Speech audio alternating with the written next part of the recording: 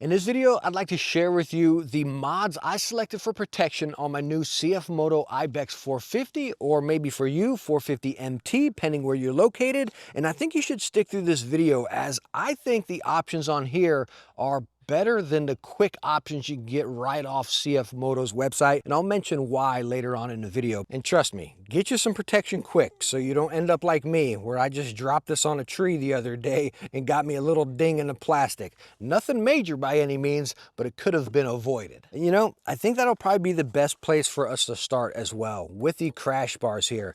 Number one, just looking at them, I think they flow with the shape of the bike really good, with the curves just right up here, cutting, bam, cutting down, and coming with all the lines of the bike. I really like them.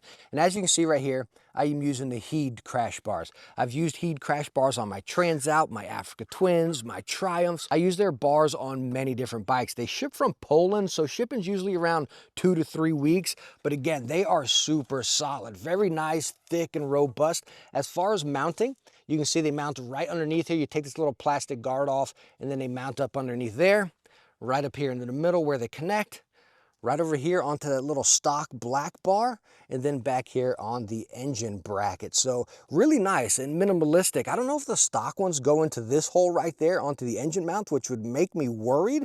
But the thing I don't like about the stock ones is they come down by the skid plate. So you got your skid plate and then the crash bar comes out. It just seems like a recipe for disaster, like a goofy design right there for sure. So I really like these. You got the upper crash bars up here, and then down here you got the lower crash bars, which come over and protect the engine. And why don't we take a look at how it protects the bike together here. I paid good hard-earned money for this bike here, so I don't want to purposely damage it. Oof, whew, this is still a pretty heavy bike. But anyways, let me bring you in here and we'll see what the crash bars are actually protecting. So hopefully y'all can see past the pine needles here and see what all is getting protected, which is not touching the frame at all. Now I'm on a very uneven ground, which heck will mostly be on off-road anyways. If we come up here by the gas tank, take a look at that. Nothing is touching the engine underneath there, right? Right over here on the side. And if we were on even more of an uneven surface, nothing would still touch the engine right there. We got plenty of protection and plenty of space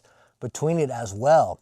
Now our exhaust is laying on the back there, but of course we're talking about the engine crash guards. I might as well talk about the hand guards since I already have the bike down. As you see, they are serving their purpose for sure here.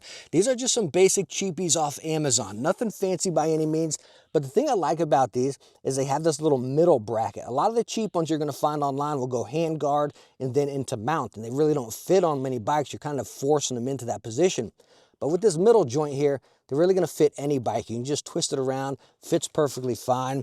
I really love these hand guards. Again, they were, I think, under 50 bucks. They're serving their purpose for sure. I was going to go with the Bark Busters, as I do on all of my bikes. I absolutely love them, but I didn't want to spend 150 bucks on hand guards for this bike. So with it being a budget bike, I was trying to stay with my build, staying in that budget class as well. So as you see, the hand guards are serving their purpose. This is working out perfect that we got the bike on the side. I can really show you the protection all the way around a whole lot easier. And that's gonna bring us right down here to the skid plate. This is that skid plate we all see on Amazon. I believe it's around 160 bucks and it fits perfect. And as you can see, it's already serving its purpose right here. Goes all the way to the back end and then up to the front. The one thing I do wish is it had that little extender that went from the radiator guard down to here and kind of blocked that, because a lot of mud flings up here whenever you're off-roading. But as far as mounting points, same as stock, right up here, up on the side, and then over here on that side. And it's super big and robust here, as you see, and it fits, again, with the Heed crash bars, with the stock bar right in there. And you know what?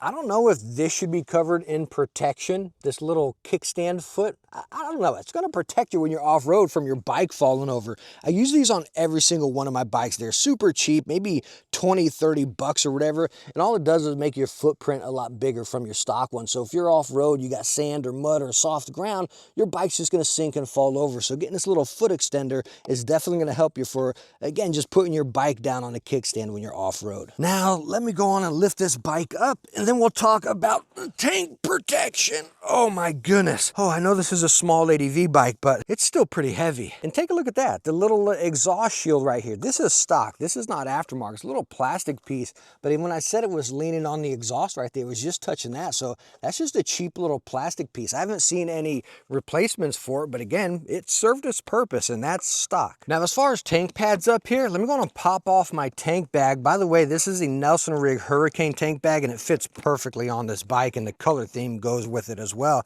But anyways, let's take a look at these tank grips. As you see, you got that pad right front and center. That's really going to protect your bike from that tank bag. And let me tell you what, it does scratch pretty easy. I don't know if you can see it in the camera, but I got little surface scratches on there from using my tank bag beforehand. But anyways, you got that tank protection up there, little leg grip. But the cool thing is they come all the way to the side. So that's really going to help with protection from your straps right there, which they do also wear in, which mine have happened when I used it before I had grips. But also you got very nice grip for when you're off-road. Now these did come from China, and I did probably have to wait about 3 weeks for them to come in, but I think it's totally worth the wait. These tank grips are awesome. And now the last mod I got is this right here, which I'm not sure you can see in the camera, but I got a little screen protector on it, and it wasn't for the 450 MT. It was actually for another CFmoto 450, but it fits pretty good. Got a little bit of a gap on the bottom, but as far as core screen, it covers it all. And you want one of these. When you're off-road, you can get a lot of dust and dirt on it. You're gonna be cleaning with your gloves. You don't wanna get all those micro scratches, so this is a must. So as far as protection on your new CFmoto Ibex 450 or 450 MT, I think this is really all you need. We're not adding too much weight. I think we got plenty of protection. We didn't break the bank on it by any means. And trust me, I really think these HEED crash bars are much better than the stock CFmoto ones. How they go underneath that skid plate is just weird to me, you know? I have no affiliation with HEED by any means. I just used them across multiple bikes. I got no affiliate links or anything. Again, I just stand behind and believe in the product. So I hope this video was able to help you out. And if you want to see any other coverage on the CFmoto Ibex 450 or 450 MT, I've been covering this bike inside and out, from rides to impressions to reviews to off-road and to the windshields. We just covered all the WRS windshields, the tall seats. So, and we got a lot more coverage coming on this bike. So I hope these videos, all in all, are helpful for you. And if they are, please hit that thumbs up, consider subscribing, and I hope to see you on the next adventure. Bye now.